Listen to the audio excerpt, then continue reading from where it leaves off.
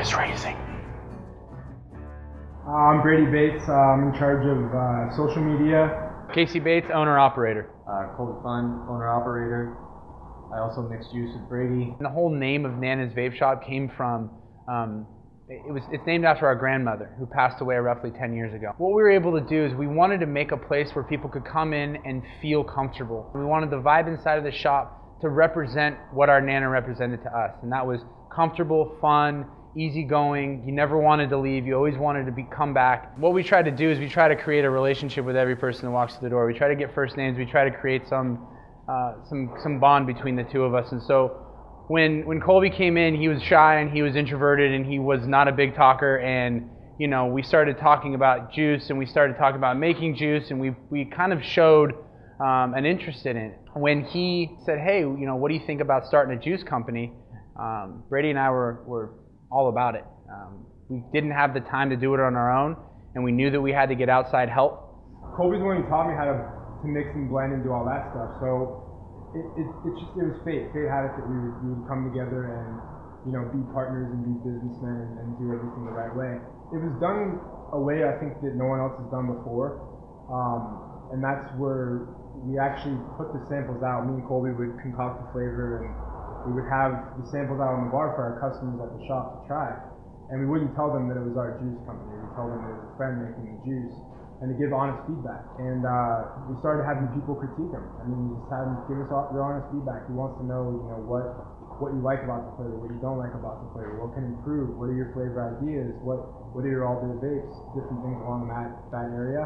Within those critiques from the customers of ours and Nana's, we started molding the flavors. You know, we had the base of them, you know, the cinnamon funnel cake, the strawberry cheesecake, the thin mint, those were the original three. We had the base of the idea of what we wanted to do, but, you know, we only have 3 pallets here tasting it, so we wanted to get a wider variance of people to give us their opinions and break them down. The most unique flavor I think we've made thus far would have to be the double chocolate bacon flavor. We got a bacon flavor from one of our distributors and distributed flavorings.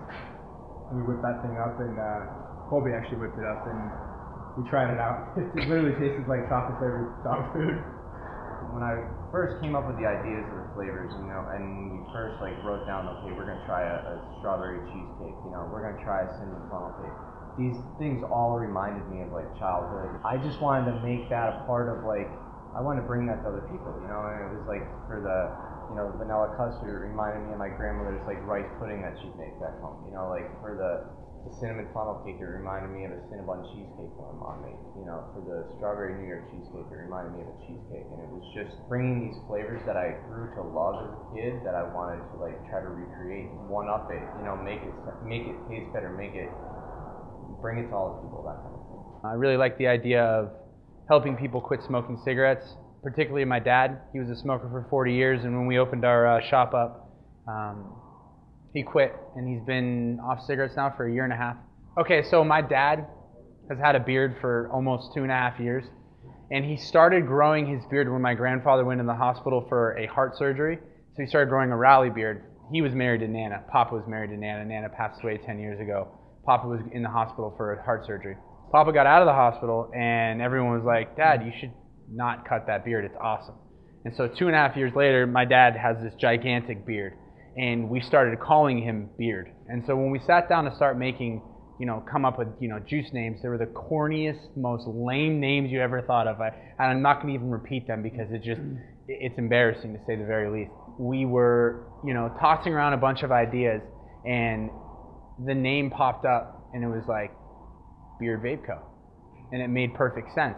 And we knew once we had that name out, and then we started playing around with ideas of the label and what it would look like, and having the simplicity of our label and really make it stand out on the shelf. Everything just came together really seamlessly. Picture yourself in a living room, your pipe and slippers set out for you. I know you think that it ain't too far,